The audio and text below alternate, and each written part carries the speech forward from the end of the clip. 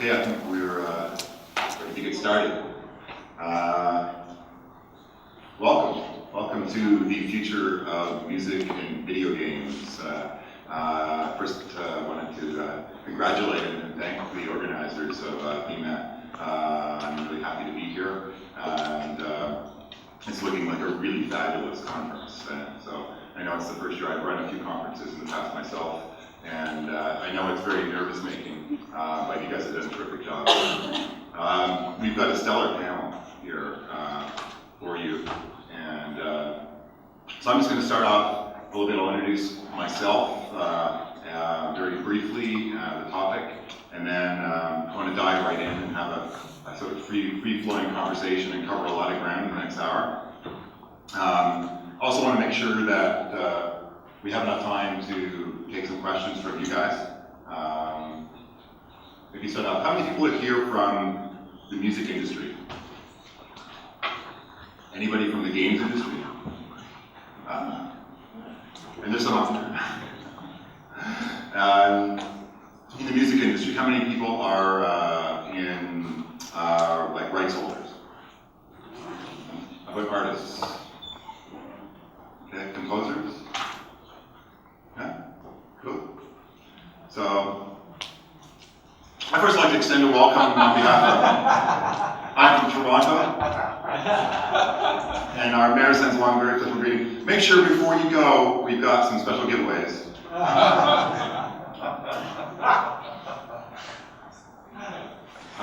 My background, I ran the Canadian Trade Association for video game companies.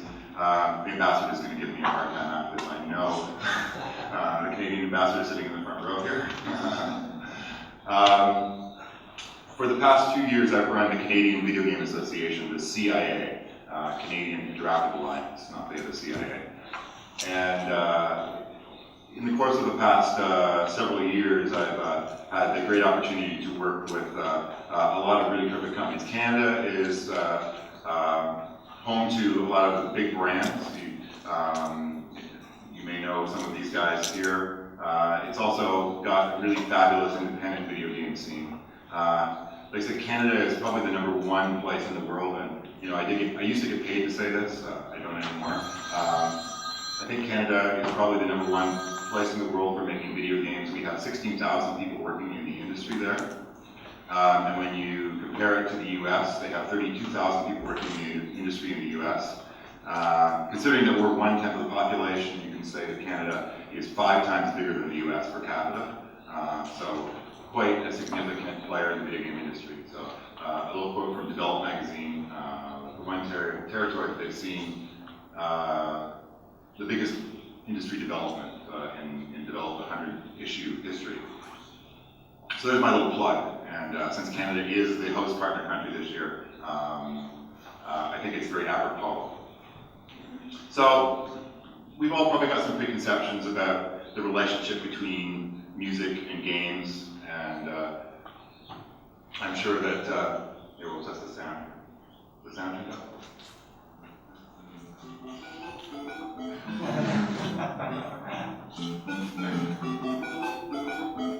The classic. Something more contemporary.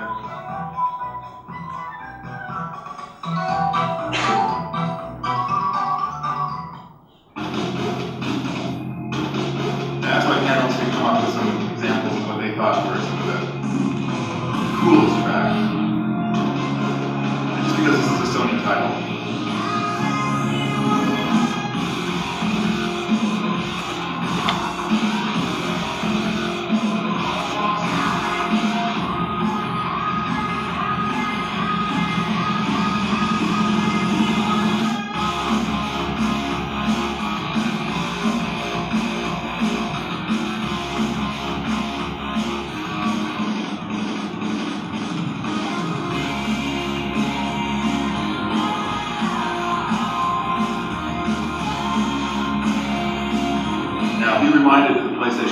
Out in 10 days, so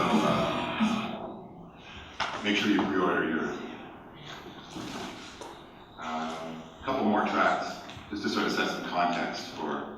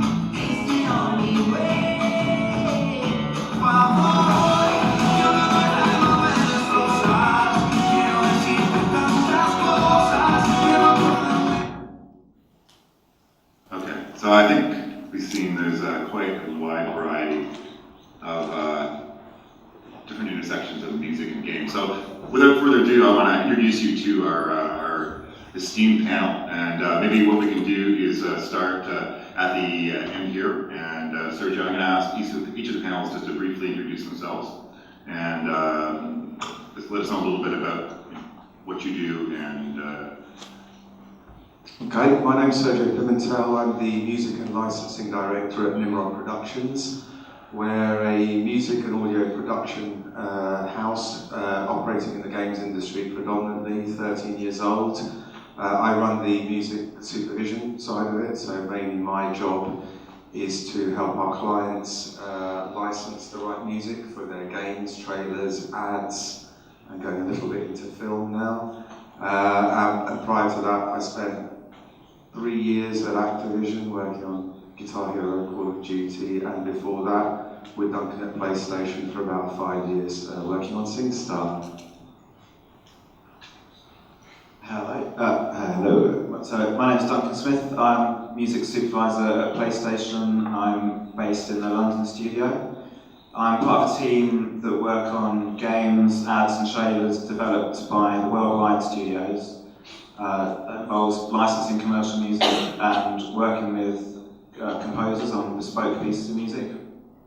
So, for example, this year I've been working on the game for the show you just saw, Drive Club, which is a driving game for PS4. That involved working with a composer.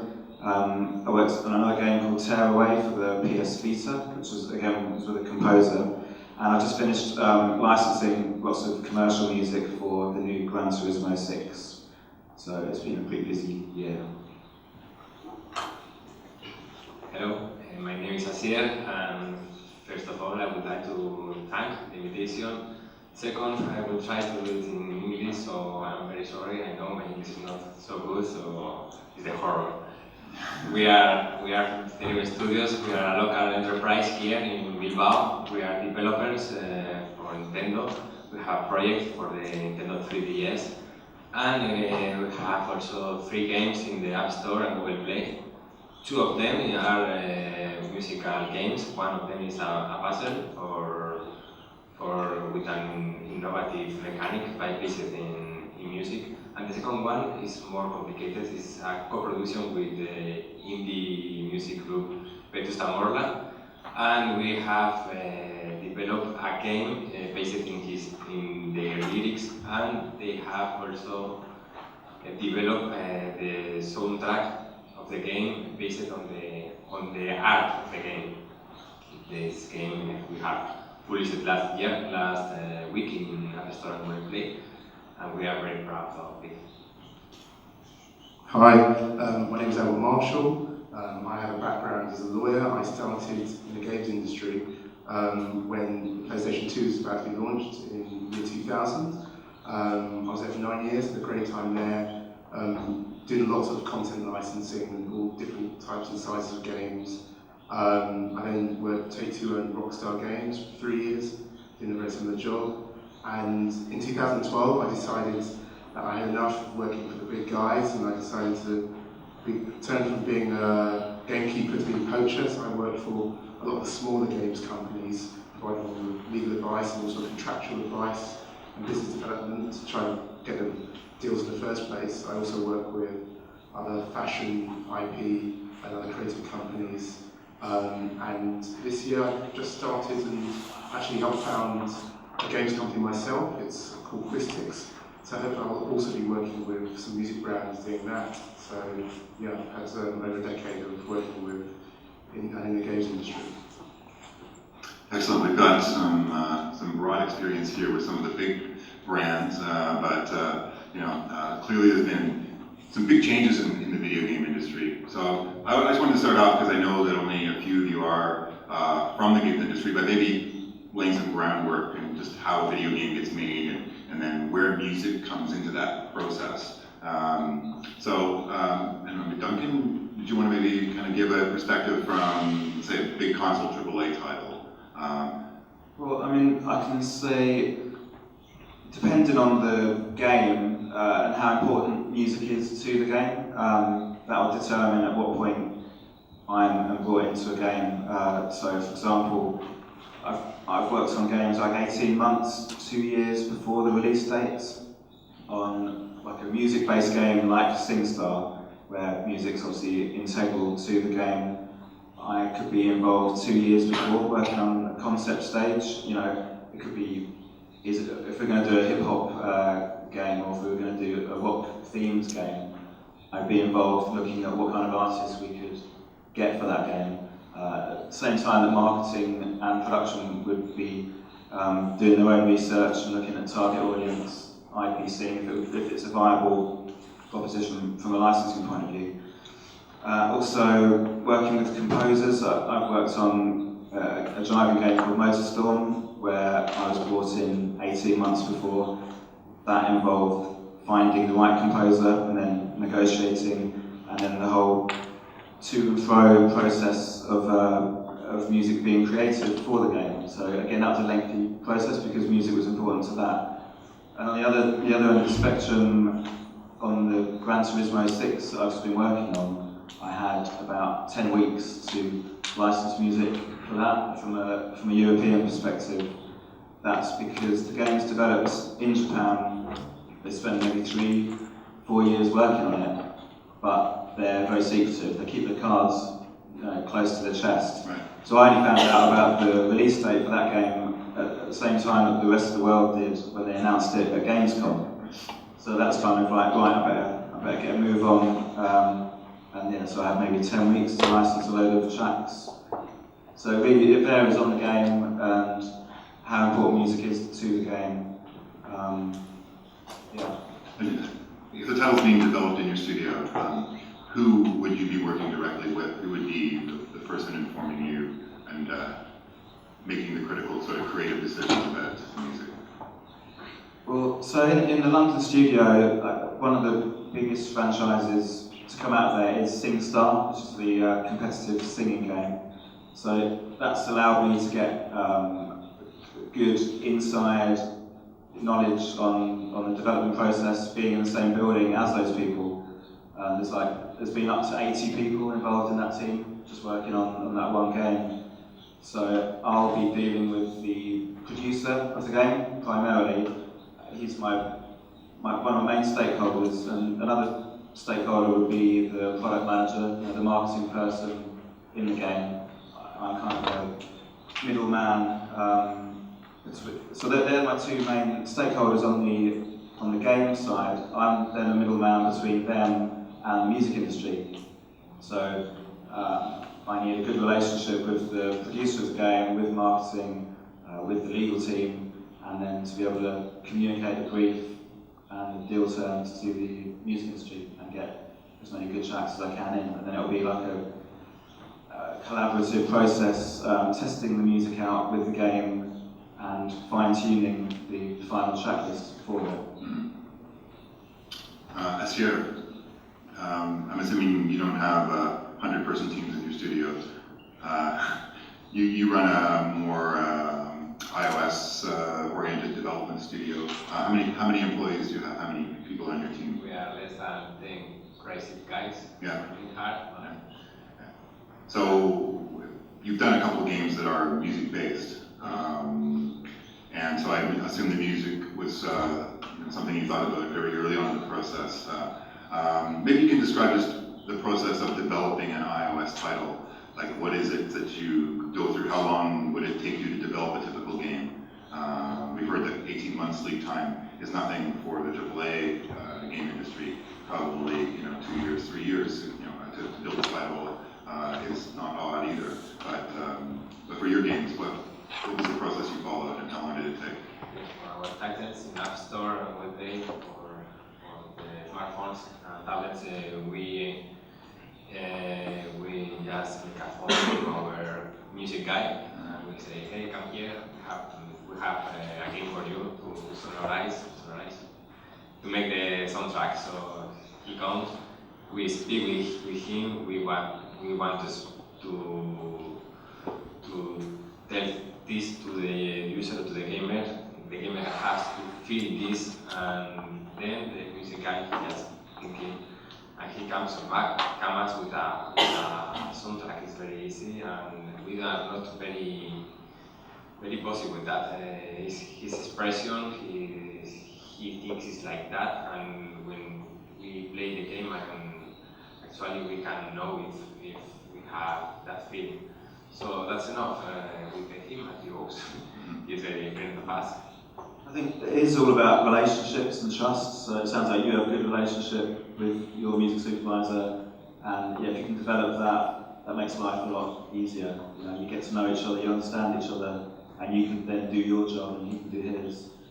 That's how it should be. But it's not always that way. It might turn out. Absolutely not. We are very confident with this guy, and he's very good at that. And Sergio, you're working a lot now with iOS game developers. Yeah, I mean, we're working on the one thing that has opened up since I guess I sort of got on the outside again and then started doing my own thing was just the number of platforms that we're working on. You know, obviously at PlayStation, I was working at PlayStation platforms. Activision Blizzard, well, that opened it out. It wasn't a platform holder, so I was then working on all the consoles, PC. Now we're working on, I mean, I've licensed music for games that have been embedded on the smart TV. So you buy a smart TV, the game's on there. You can then download more songs to play in the game through the online connectivity on the TV. Smart top boxes, we're working on a lot of Facebook games at the moment where the music is being streamed as opposed to being downloaded or sitting on a physical product. So that's really sort of opened things up. But kind of going back as well to the points that the guys were making about development, I mean, in my experience, you know, development's a real team effort, and you know, if you walk into a great development studio, there's a lot of close working together, you know, sort of teams that are really bonded, and I don't know if you'd agree, but certainly the best games that I've ever worked on with, whether it be with copyright owners that have been licensing music, artists and managers, that maybe we've had an artist create the track for the game, or a composer, has been when they've got involved as early as possible. So almost, you know, you're kind of under the skin of the game. You really kind of immerse yourself nice and early on.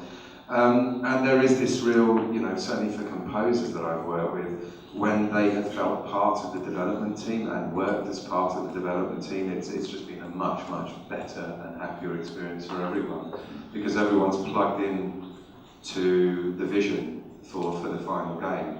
But it is, well, we always said when we were on the inside, you know, it's particularly when sometimes you're waiting for something to happen, you know, a composer to come back, you know, at starting, but you know, game development's like getting on a train. If you don't hop on, it's going to chug away without you, and you need to hop on at the beginning to make sure that it's a nice, smooth journey, and then you get the best out of it.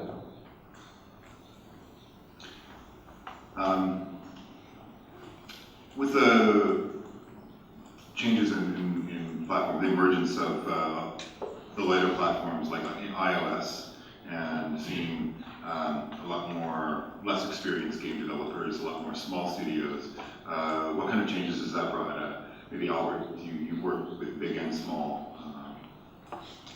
Yes, I mean, I'm working with quite a few smaller developers at the moment, but I think they're going to be big developers. I think the changes are that one of the obvious changes is we've seen a different change in the business model.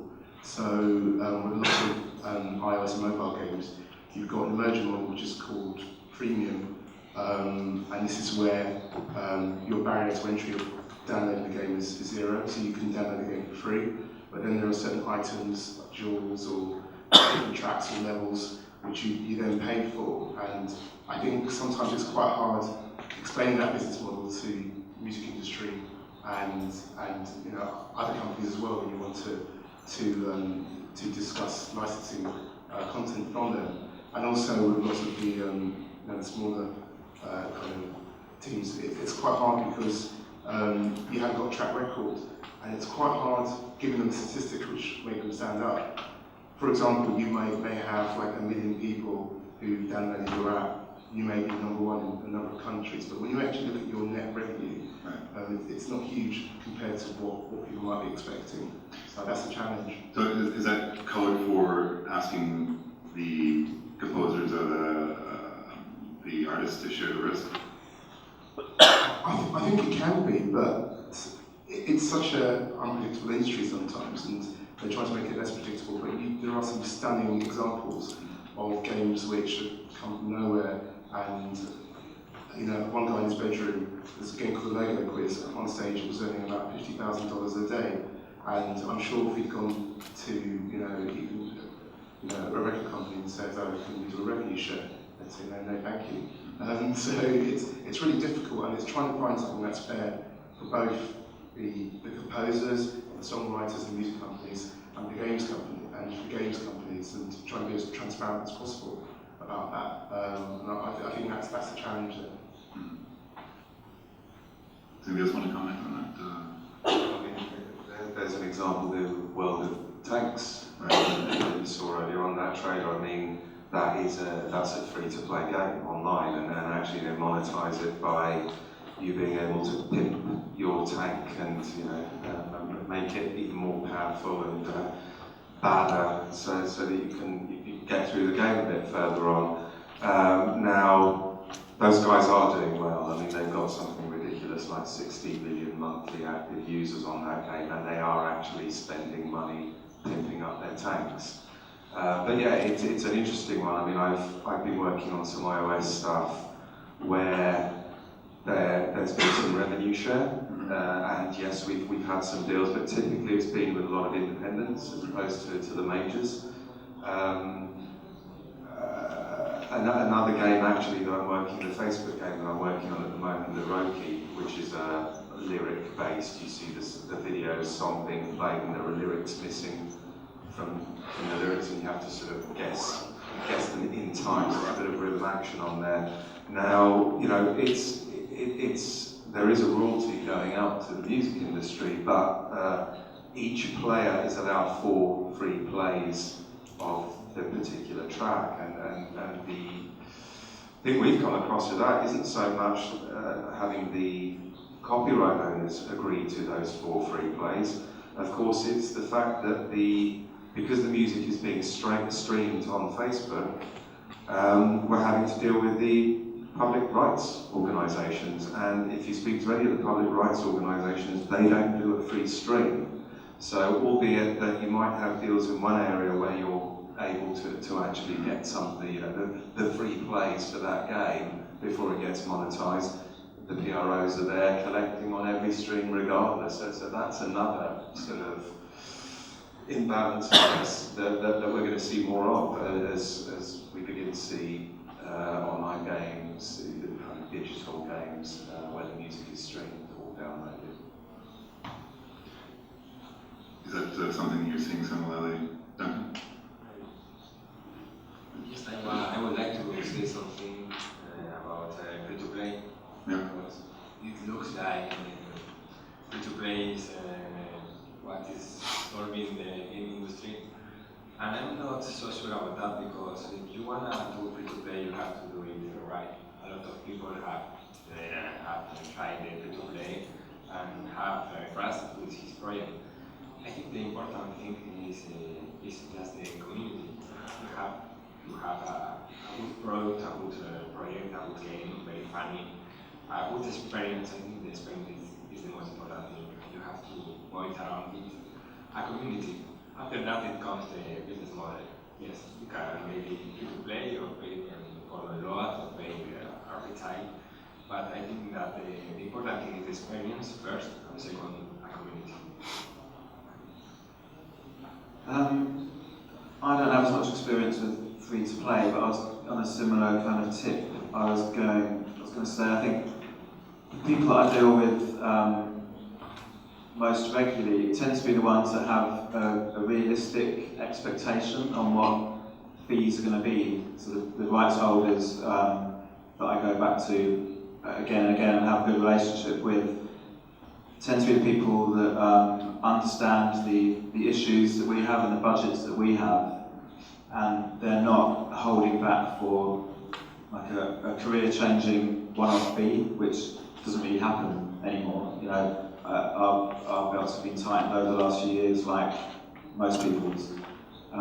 So I think there's some like education on both sides involved, but for me it's not what I say and what I believe. It's not about just the initial fee for maybe a sync in a game or a trailer. I'd encourage rights holders to look at the bigger picture in terms of exposure that the right sync can get for the right track. You know, on the Drive Club game that I showed a snippet of, I worked closely. So I worked with a composer to do the score, and then I got various remixes in. Got producers to come in and remix the score. And for a lot of them, I worked with a company called Ninja, who are kind of forward-thinking label, and they embraced the opportunity to push some of their younger emerging artists to do remixes in the game, which is coming out on PS4 just after launch and will be a worldwide game. So it's a great opportunity for young artists to get exposure and to be discovered. And through those, hopefully, millions of people who play the game, there'll be a percentage of people that do love a particular track and will click through, find out more about the band, download music by them, go to gigs, buy merchandise. So there's a bigger picture to look at rather than just the initial fee. And then there's also marketing opportunities, like in that case, that's the music on that trailer was a remix by a more established Ninja Tune artist called The Chemists. So marketing picked up their remix, and I got to do an edit for the trailer that then gets used on the trailer, which gets pushed worldwide. So you know they've got some great exposure off the back of that. So do you envision a day when people are going to be paying you to put their music onto your system? I don't. But I mean that has come up, kind of jokingly a couple of times. But in all seriousness, I think it has to be a healthy two-way relationship. If it dried up on one of the directions, then in the long term that would just be a very unhealthy situation. You'd have less artists, less people making music, and we'd have less great music to use in games and in trailers. So we want to foster a healthy two-way relationship, but at the same time people need to be realistic about the kind of fees that we can offer and look at the bigger picture and the other benefits and look at a long-term relationship with us, because it's likely to be repeat business. The kind of people who get what I'm doing, I'm likely to go back to them and we can, it'll be a short-term philosophy to dig your heels in, refuse a sync because you're not getting 100 grand, and I'll be less likely to go back to them in the future. Right. I've seen some really exciting things happen with a couple of companies actually based in Toronto. One which is a company called Queasy Games, a game developer. It's really just two guys that are like the ultimate indie game development shop. Made a big hit for Sony on the downloadable side of things about 3 years ago with a game called Everyday Shooter, and followed up with a game called Sound Shapes, which I'm not sure if you know on the inside how that music was licensed or not, but working with Beck and Deadmau5 and a number of other artists, and really bringing them into at a collaborative level and a very tight integration inside the game. Yeah, I mean, I didn't work on that. That was done out of our US office, but it had people like say Beck and people that would have been composed music, which there would have been a fee attached to it, and then we would own the rights to that. But yeah, that's a great example of kind of innovative music in a game, and the game itself is very innovative. You have like an in-game sequencer where players can create their own music and then share that with the online community. I work on a similar game called Little Big Planet, which has an in-game sequencer. And while we're talking about the future of music and games, I think that's definitely an area that has a lot of potential for, as sequencers become more sophisticated, people will be able to create better and better music. And then whilst they're creating levels in a game which they can share, they'll be able to share their music tracks as well. I think Sound Shapes kind of points to the future on that front. Now, I somehow managed to forget my watch. How much time do I have left? 10, 15 minutes.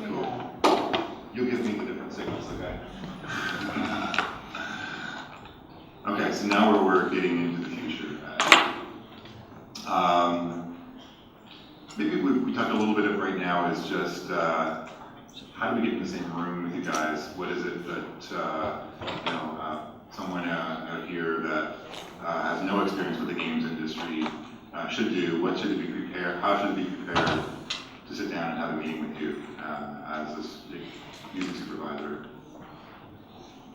I'd like to have the first few words. I think there's two main ways that rights holders can approach music supervisors in games. That's either to do it yourselves, but that would involve having a good contact book, having good relationships with music supervisors, and having a knowledge of music licensing and the complexities that can be involved with that.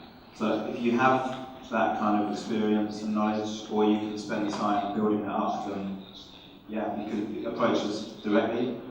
Otherwise, there are third-party sync agents out there who have bulging address books and have years of experience in music licensing that you can use. So you can go through them, they'll take a cut or be on a retainer. So there's two ways of approaching it. I would say, just briefly, if you are going to approach someone like myself directly, there's definitely do's and don'ts as to how to do that. Firstly, make an effort to get in touch and find out what I'm working on and try and build a relationship with me. Don't just send out a blanket email to 200 music supervisors around the world with an MP3 which is going to clog up our inboxes. Generally, if someone can't be bothered to make an effort to find out what I'm working on or speak to me, I'm not likely to make the effort to listen to their music. In most cases, I'm too busy. And other do's and don'ts, have a strong musical identity. I'd rather work with someone who is passionate about and specialises in a genre, whether it's folk music or dubstep or death metal. I'd rather work with people who live and breathe it. Even if the right project doesn't come up for a year or so, I'll remember those people and I'll go back to them when the right project does come. And finally, be trustworthy and reliable. So, because it's my neck that's on the line, and I don't want to find out a day before a game gets mastered that there's the track that I thought was fully licensed isn't fully licensed, or there's an unclear sample in there. And the game misses its release date, which could be a multi-million-pound game, and it'll be my neck on the line. So be trustworthy, know what you own, help out, try and own both sides, or at least help me get in touch with the person who owns the other side. And that's the way to do it if you're going to approach us directly, as far as I'm concerned. Now, I happen to have an inside word here. I happen to know that Duncan did meet someone at a conference a couple of years ago who's now doing a lot of work on a very big title for him. So I think he's available for wine and pinchos later on. I'm always available for wine. But yeah, that's a game that I've been working on today called Tearaway for the Vita, and that is a genuine success story. I was in Toronto at an event like this. A composer came up afterwards. He is here somewhere. I don't know if he's in the room. But yeah, we hung out and got on really well. I really liked the music that he makes. And then 2 years later, I put him forward for a game called Tearaway, and he got the gig, and he's done an amazing job, and the game's out pretty soon. Yeah, it can happen.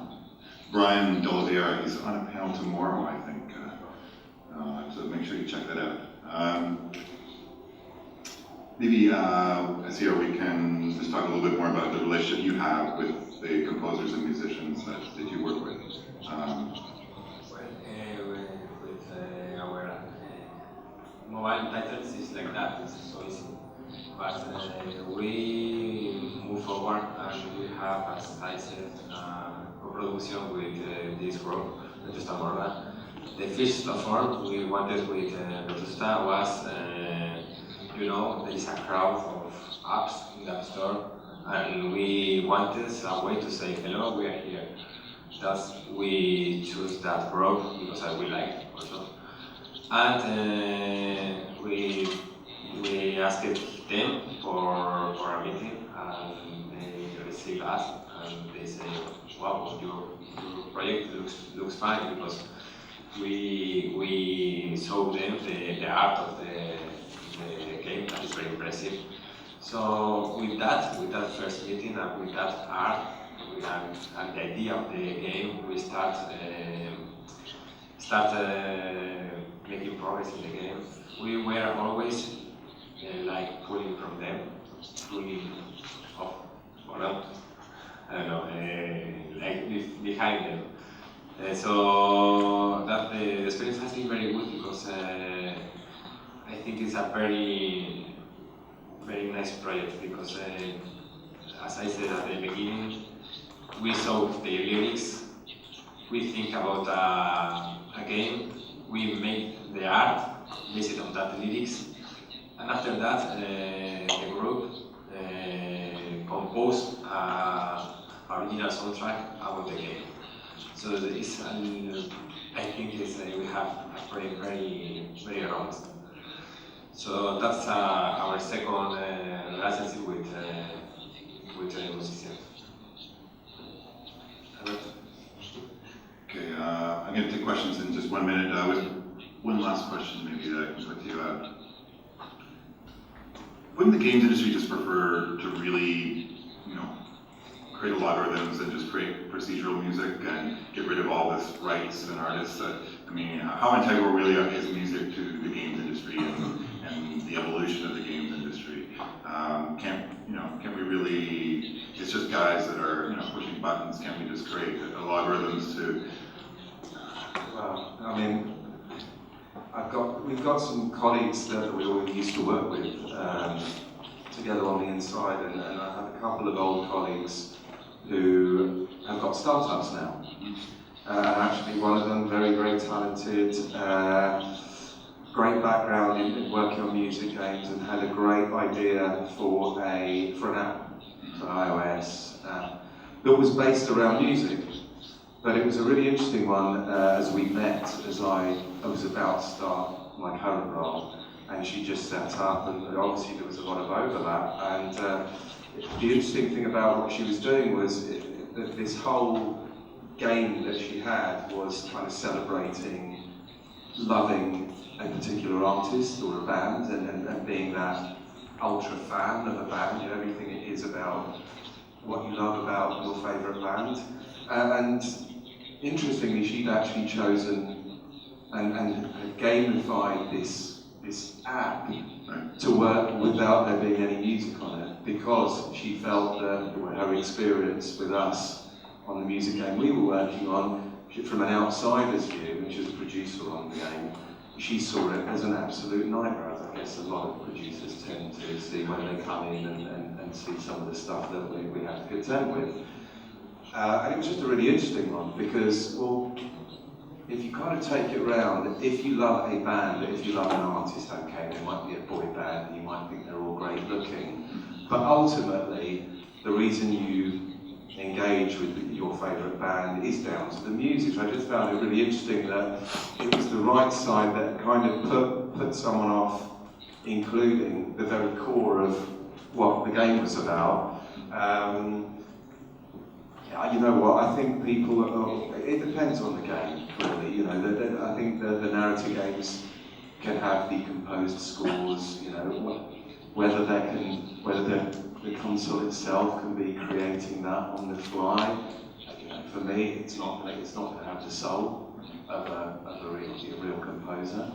In the same way that I don't find looking at online databases for licensed music where I can put in a tag, and there's nothing better than speaking to a guy at a record label or a music publisher that knows that catalogue inside. A bit of software is not going to be as good as Duncan telling me what that track is. Amazing, So I don't think it's going to go away. But on the license side, there's always going to be the games that need that familiarity. That really, I've been playing Grand Theft Auto 5 a lot recently, as I'm sure probably most of the world have. And there are moments in there where you hear a song as you're driving down the highway, having just committed a heist, that just, you know, I mean, it was Chicago. If you leave me now, I just committed the heights and I was driving into the sunset, and that came on, and you know, it's a track I remember from my childhood decades ago. And, you know, and it was a brilliant. Those are the gaming moments for me, the musical gaming moments for me. You know, so I don't think that's ever going to be replaced. But just quickly, I mean, I walk into lots of different types of studios, from like 100 people on the floor, same studio, to like 5 guys in the room, and the thing that you have in common is that they're all passionate about music. You know, a lot of people in the games industry started off in the music industry, one. Secondly, loads of people in the games industry on the Facebook page with guys from different companies that I work with, and you know what? A guy who works in advanced technology, plays guitar. A guy who works in business development, used to be in a band in the 80s. Another guy, you know, they're all really passionate music. You saying this because those guys are old? I'm not saying that. Some of them are. There's a lot of frustrated artists out there. Yeah, there are a lot of frustrated artists, and there are a lot of people that are very passionate about music. People in games tend to be extreme kind of consumers of all of the arts. So people in games will read more books than other people, they will play more games, they will listen to more music, they're passionate about music. There's a whole bunch of stuff on servers that shouldn't be. I remember getting emails at Sony, you know, saying that back in the old days when I had dial-up, will the person who downloaded the latest Wu-Tang Clan album please kind of take it off the server? And you know, so people are really passionate about it. I spend more time talking about music in a games company than I do when I'm talking to music people. So it doesn't surprise me that you've got this real passion about having music as part of the experience, whether it's just part of a long narrative like you see in Grand Theft Auto, or it's in an iOS game where you can have a very intense and accessible experience given something, and that may have a real theme or rhythm to it which you want to communicate to that person quite quickly. And music is the best way. Music goes from, you know, the speaker to your brain, your heart very quickly. So that's why it's so great with games. But the other benefit, rather than just having algorithms or whatever, generative music in a game, when you have artists that represent something culturally and socially, you tap into people in a way that is beyond the music. I think a great example is the PS1 game Wipeout, which is one of the first PlayStation 1 games. I remember playing that upstairs on my lunch break when I was working at a record shop. And that was the first game to really embrace the emerging UK electronic and club scene. So it had Chemical Brothers, Prodigy, Left Field, Orbital. That not only worked brilliantly with the game, which was a futuristic racer, it connected with the target audience of people from like 17 to 30. And the thing that people in the mid-90s, early 90s were doing, that our audience were doing, was going clubbing. And then a lot of them were coming back and playing with consoles. So by embracing that, for a lot of those artists, it was the first sync they'd ever had, first time they'd been on a video game. It gave the game a very cool identity. And then it actually got embraced by PlayStation on a wider level. I remember DJing in a club in North London. I used to play there regularly with Sergio, funny enough. And one week turning up and there was a load of PlayStation 1 consoles around the dance floor on the different floors. And Aphex Twin, the artist, was standing there playing Wipeout one time when I was DJing. And so that's the kind of PR you couldn't buy, you know, and that's the effect that having the right artists on the right game can have. And it really it was embraced by PlayStation as a whole, using electronic music in a lot of marketing and promotion, and really helped make PlayStation a lifestyle brand, which no console had been before. At that point, PlayStation was the new corporate kid on the block, along with trying to fight with Nintendo and Sega. It didn't have as much of an identity, but I think one thing that helped it become so desirable and cool was by embracing that kind of music in its marketing and hitting that audience. Cool. Does anybody have any questions? Yeah, we've still got a few minutes left, but I want to make sure that you all have your for whatever reason you came, I want to make sure that you walk away a satisfied customer. So please put up your hand if you have a question. If not, I'll keep laughing on. Nobody? Okay, so let's come back, think, and make sure you get at whatever you have on your mind. So overall then, would you say to the audience here that there is a real cause for optimism? Will the relationship continue to grow? Will the cross-benefit continue to increase, do you think, in the way that both the AAA console, video game industry is growing with the new consoles coming out, as well as on the other side with the iOS, with a definite skew towards a more free-to-play business model, on both of those sides? Will that relationship enhance with the music industry? Will there be, a profitable relationship there, or do you think you're going to see a lot more risk being shared across on both sides?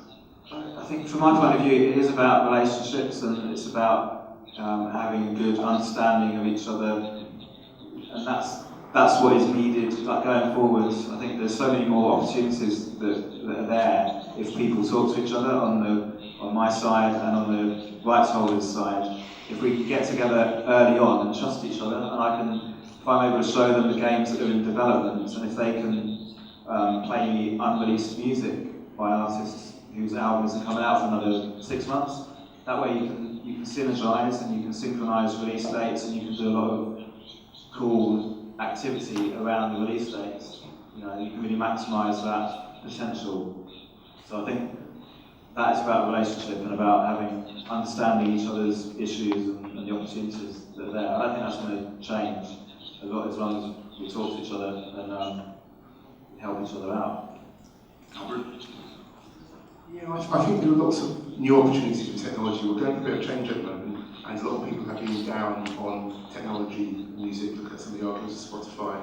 If you look at some of the, has there been less of a traditional type of licensing because of, there's the big publishers and there's far less people. I'd say no, that there's lots of opportunities. I know I talked about free to play earlier, but yes, that's one part of the mix. There's going to be more defined pricing with digital, so there will be pricing for premium titles. There'll be more money made out of things like the fact that you're getting lots of people downloading games, you're getting lots of people looking at those games, and that audience can be monetized, so you're having lots of in-game advertising. And at the moment, is that being shared properly with artists who provide music for those games? I don't know. Maybe there'll be a way of having a market, maybe collecting societies will find a way of looking at that area.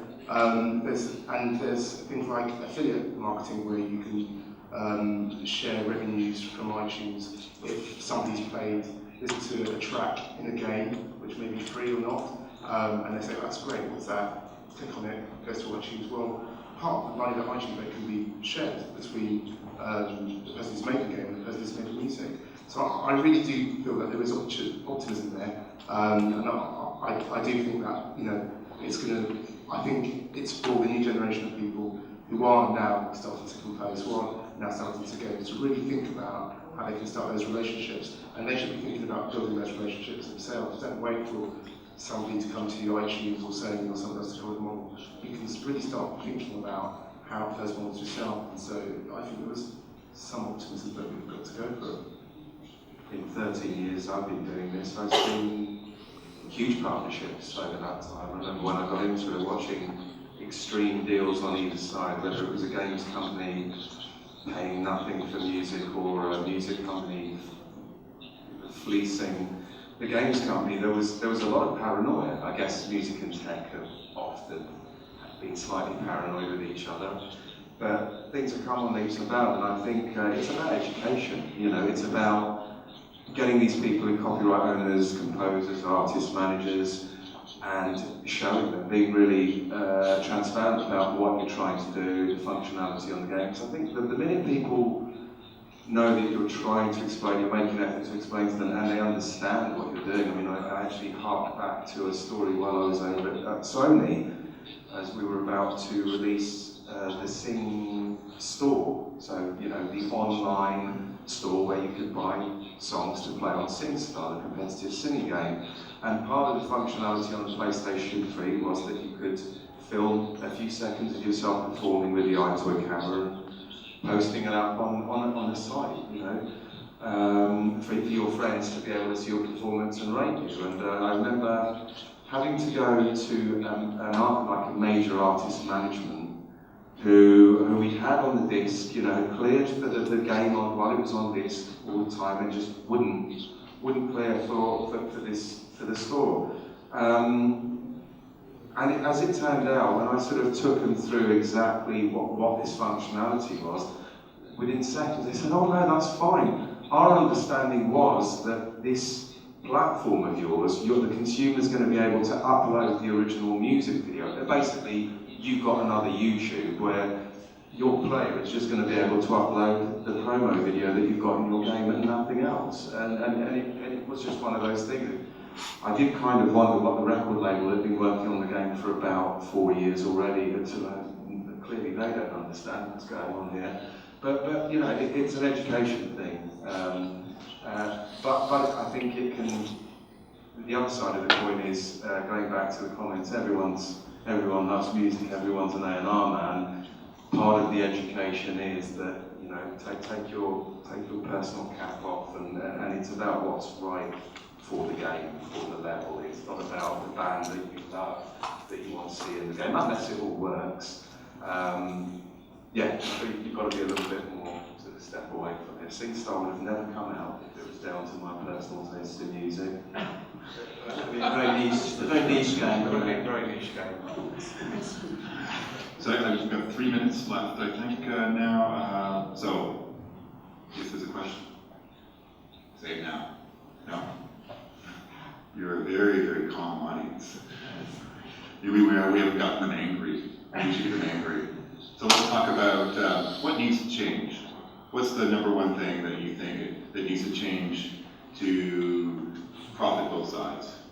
You know, you mentioned that, you know, it's really about starting that relationship, starting that dialogue, creating that understanding. What's the thing that frustrates you the most about working with people in the music business, whether they're artists or rights holders or whether they're managers? Is there something you're willing to? Yeah, I mean, you're going to risk not getting any wine afterwards, you know that? No. You know, I guess sometimes the surprising thing is, I guess, you know the rights that you have to grant. You know, there's been a lot of times, but I have seen a number of times people licensing out rights that they don't have to do it, and then there's been something come back down the line. You know, just have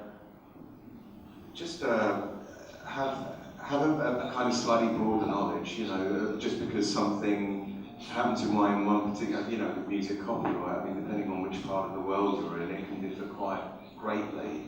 And just you know, I think a number of people that I work with have got this sort of broad knowledge. It doesn't take much to get a fairly sort of base knowledge to at least know, well, you know what, I'm not able to give this particular, I can't give my performing rights. I'm a member of the PRS, of ASCAP, of BMI. I'm not in a position to grant these rights to this person because the society is going to come knocking on the door.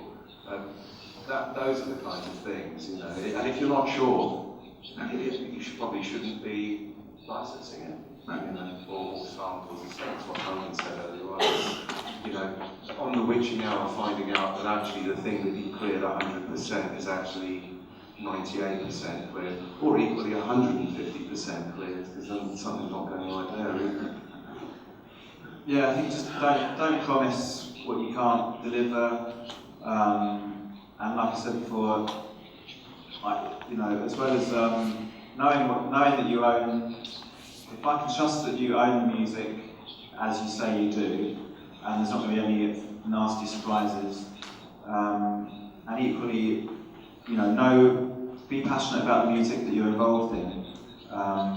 Like I said, I'd rather work with people that, there are obviously major labels who deal with every type of music under the sun, but when it comes to working with independents or composers, I'd rather someone had a sound, you know, an amazing sound, that I might not have the right project for a year or so, but when the right thing comes along, I'll remember them. You know, they'll stick out. So I think you can say the same with a small label as well. You know, build up an identity and be passionate about what you're doing, and then it will come to you. You know, I'll come to you rather than promising to be able to do everything and having like a shallow understanding of different genres of music, or being a composer who claims to be able to do every type of style. I'd rather, I'm probably less likely to work with people like that, and I'll go to the people who live and breathe it 24/7 when the right time comes. And just in the last minute, a good final comments maybe from you, Asier. Do you have any thoughts on that question? Yes, for me, it's the big problem for us in our personal case. It's a little bit forget about the money, because it's true that you have to keep an eye on the market and see trends and see what people is demanding. But we have forgotten in this the main thing of this, because for us the video game is a way for expressing ourselves. We need to express ourselves from the video game, and of course keeping an eye on the market, but we have forgotten that. And music has a very important part in this and can make the difference in a video game. That is what we tried, and I think with this project that we didn't want to make a lot of money, we have made more money in a few weeks than with the other projects that were made for making money. Albert? Yeah, just a quick one to speak on that. I think the main thing really is that, you know, I work with people who are beginning to design games, and I work with people who are just musicians who are doing their thing. And I kind of feel like a lot of the time I just want to get them in a room together. And I think that's really important, to get to know the other industry. So events like this are great, and I'd like to see more mashups. So you see kind of like hackathons with guys in the room, kind of like over the laptops, but I want to see musicians in that room, and I want to see people talking about music and coding. And I just want those people to be together. That's happening because universities have got game design courses as well as music courses. And this week we've got people from both disciplines here talking, which is great. And we just need a lot more of them. We just need to keep those conversations going. So hopefully that's going to happen. I agree 100%. Having worked on behalf of the games industry in Canada, one of my biggest frustrations was, trying to get the other industries together and to actually run events together and keep that dialogue and collaboration going. So you guys have made, a great first step by coming to a conference about games and music. I hope you have a great time and have lots of discussions. We'll be having cocktails tonight, I think. That's always a good way to kick off the dialogue. I really want to thank the panel very much for their excellent insight. I think you got a really, lots and lots of great experience from a lot of different facets of the music and game business. And I want to thank you for taking the time to come here. And if you have any questions afterwards, I'm sure we'd all be happy to chat with you. So thanks very much. And